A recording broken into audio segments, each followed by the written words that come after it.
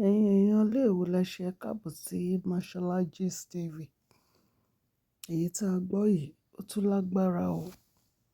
Bí a ṣe gbọ́ o, wọ́n ní ìyá Onifa ní ó ti pinnu láti wá sí Nàìjíríà láti wá free Queen Naomi o. Wọ́n ní ẹ̀gbọ́n kábíyèsí Prince Adé láwọn máa dúró gẹ́gẹ́ bí kábíyèsí láti ṣe ritual yìí, wípé kí wọ́n fi free Queen Naomi.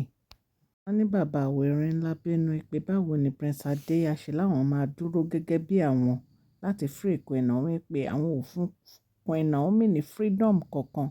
Wọ́n ní kábíyèsí bínú sí ìyá Onifa pé never, kò lè ṣẹlẹ̀.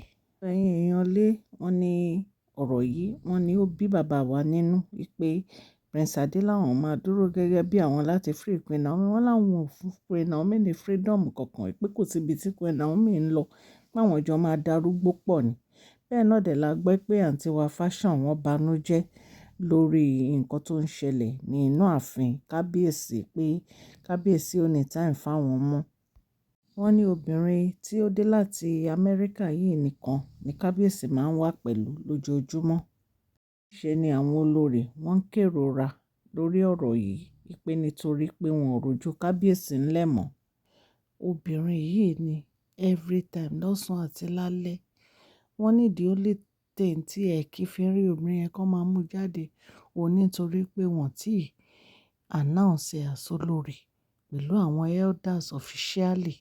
Wọ́n ní ṣùgbọ́n wọ́n ní obìnrin yìí ló máa ń wà pẹ̀lú wọn lójoojúmọ́. Nǹkan tá a gbọ́ nìyẹn. So bí a ṣe gbọ́ ò, wọ́n dé àǹtí wa Fashion, wọ́n ná sunkún lórí ọ̀rọ̀ bí kábíyèsí ò ṣe ní time fún wọn, tí kábíyèsí pa wọ́n tì torí wọ́n ní kábíyèsí pé wọ́n. Wọ́n ní ìgbà tí kábíyèsí pé wọ́n, lẹ́yìn ìgbà tí ọ̀rọ̀ owó ṣẹlẹ̀, lẹ́yìn ìgbà tí dọ́là ṣẹlẹ̀, wọ́n ní bóyá kábíyèsí ń bínú sí wọn ni o. Wọ́n ní kábíyèsí pé wọ́n, pé kábíyèsí kọ́ dispatch wọn ni. Wọ́n dẹ̀ ránṣẹ́ pé obìnrin yìí tó wá láti USA, wọ́n ní wọ́n ránṣẹ́ pé wọ́n lòun ló wà pẹ̀lú kábíyèsí ní ọjọ́ yẹn. Wọ́n ló wà àti kábíyèsí gan, ọ̀nà jọ jẹun ni. Wọ́n ní nítorí ìdí èyí, wọ́n ní àǹtí wa lọ bá parọ́pò. Wọ́n sunkún pé kábíyèsí ò ní time fáwọn mọ́, pé nítorí àwọn náà sọmọ kábíyèsí ti pa wọ́n tì. Ẹ̀yin èèyàn lé, kábíyèsí ò bá ní time fún ẹ mọ́ nítorí pé òun náà sọmọ, ìwọ náà wàá jókòó jẹ́ ẹni. Ṣé bẹ́ẹ̀ yìí náà rí gbogbo nǹkan tẹ́ dá sílẹ̀ nínú palace, bẹ́ẹ̀ ṣe da ìfẹ́ wó, ìfẹ́ méjì tọ́lọ́ ń so pọ̀, bẹ́ẹ̀ ṣe dàkúwó tí gbogbo yín rọ́ wá, tẹ́ wá fẹ́ bàbá Erin ńlá tipátipá. Ó ti kàn wọ́n náà nìyẹn. Ẹ máa pín síra yín ni. Wọ́n ní woman yìí ni kábíyèsí ń gbé kiri o. Wọ́n lọ́dọ̀ ẹ̀ ní kábíyèsí máa ń wà lójoojúmọ́. Ṣé ẹ mọ̀ pé a sọ fún yín pé àwọn àǹtí wa gbogbo yìí, wọ́n lọ fi hidden camera, wọ́n lọ fi sínú royal mansion. Bí a ṣe gbọ́ o, wọ́n ní àǹtí wa wọ́n ní òun ló fi kámẹ́rà ránṣẹ́ pé kán fi sí inú hidden, kán hide sínú royal mansion. Àṣírí ti tú. Wọ́n ní security kábíyèsí, wọ́n ní kábíyèsí fáyà ẹ̀. Wọ́n lòun ló dárúkọ àǹtí wa wọ́n ní gbogbo nǹkan tí wọ́n ń ṣe níbẹ̀, tí wọ́n ń ṣe ní royal mansion ni àǹtí wa ń rí. Wọ́n láti bí a ṣe gbọ́ ò, allegedly wọ́n ní òun ló ní kán wá fi kámẹ́rà síbẹ̀. Wọ́n ní lẹ́yìn ìyẹn, wọ́n ní ó wá mú phone number tí wọ́n mọ̀ pẹ̀lú business line. Wọ́n ní ó wá send ẹ̀ sí àǹtí wa Fashion. Wọ́n ní bí àǹtí wa Fashion ṣe rí báyìí, wọ́n ní àǹtí wa Fashion send ẹ̀ sórí WhatsApp group. Wọ́n ló wá delete. Wọ́n ní gbogbo wọn wá rí. Ẹ̀yin èèyàn lé, wọ́n ní so bí àǹtí wa Aro bó ṣe attack àǹtí wa nìyẹn, pé kí ló dé tó fi business line hun tó fi sẹ́mi mọ́ bó ṣe ní business line àǹtí wa Aro lọ́wọ́. Nǹkan tá a gbọ́ nìyẹn. Wọ́n ní kí ló dé tó fi save number yẹn, tó fi tó fi send picture sí àǹtí wa fashion.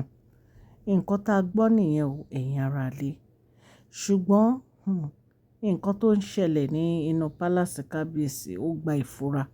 Torí wọ́n ní security man tí wọ́n arrest, wọ́n lòun ló táṣìírí àǹtí wa yìí. Ẹ̀yin èèyàn lè ṣe ti rí reason tí Queen Naomi fi ní àwọn ò fẹ́ kí kábíyèsí fẹ́ àǹtí wa yìí. Reason nìyẹn. Wọn ò lè trust àwọn olórí yìí nítorí pé wọ́n lè gbàbọ̀dè. Ṣòtìyẹ yín kéèyàn fi kámẹ́rà sí inú ilé ibi téèyàn ń gbé kẹ̀dẹ̀ máa mọ̀. Ẹ rí i pé ewu ńlá ni. Àfi kí Ọlọ́run kó ṣàánú kábíyèsí. So nítorí gbogbo àwọn nǹkan tí wọ́n ṣe ò ní Queen Naomi fi ní àwọn fẹ́ move on pẹ̀lú life wọn.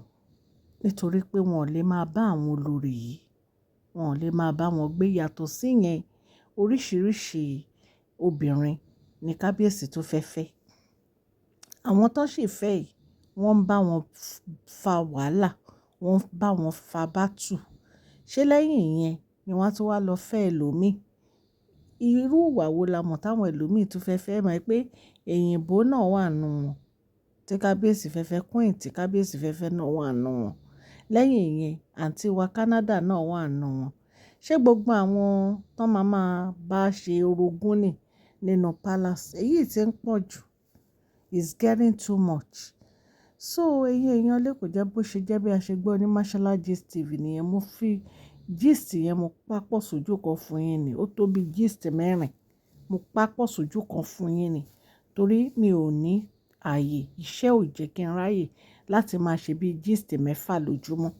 So ẹ̀yin èèyàn lé, Ọlọ́run á wà pẹ̀lú gbogbo yín. Gbogbo ọ̀rọ̀ tá a gbọ́ allegedly ní ìbá kábíyèsí gbénú palace, nǹkan tá a gbọ́ la wá torchlight fún yín. Gbogbo ẹ̀yin tẹ́ ń ṣe ọjọ́ ìbílẹ̀ ní happy birthday to you, long life and prosperity. Ẹ̀mí yín á ṣe púpọ̀ ọdún láyé. Orúkọ mi ni Mashola. Yorùbá ni à ń sọ lórí ìkànnì yìí. À ń sọ nítorí pé a fẹ́ gbàgbé àṣà àti èdè wa, dẹ̀ tún sọ fún ọ̀pọ̀lọpọ̀ àwọn tí wọn ò gbọ́ Gẹ̀ẹ́sì. Ẹ̀yin èèyàn lè tẹ́ bá ti subscribe, ètò notification bell yín kẹ́ subscribe. Ọ̀fẹ́ ló bá dé, kò ná yín ní nǹkan kan. Ẹ dẹ̀ máa gbádùn gist lọ́lọ́kọ̀ òjọ̀kan. À ń sọ̀rọ̀ nípa celebrity gist, royal gist, politics àti gbogbo nǹkan tó ń ṣẹlẹ̀ ní agbègbè orílẹ̀-èdè bàbá wa ní ilẹ̀ Nàìjíríà. Ẹ̀yin èèyàn lé, à ń ṣe advert lórí ìkànnì yẹn, kàn sí wa ní masholagistv@gmail.com. Ọlọ́run á wà pẹ̀lú gbogbo ẹ̀yin subscribers, gbogbo bẹ́ẹ̀ ṣe ń share, tẹ́ ń like, tẹ́ ń comment, gbogbo ẹ̀ la rí. Gbogbo ẹ̀yin tẹ́ ṣe darapọ̀ mọ́ wa, welcome back to Mashola Gist TV. I appreciate every one of you. Ọlọ́run á bá mi gbọ́wọ́ gbogbo yín sókè, ẹ̀ ní sọ̀rọ̀ jẹ́, ẹ̀ ní tọrọ mọ́. Ẹni ẹlẹ́ni ò ní gbà ṣe yín ṣe o. Ẹ má gbàgbé kẹ́ fún fídíò yìí ní thumbs up o. Please share this video, like and subscribe. God bless you all. Mashola Gist TV. Love you all.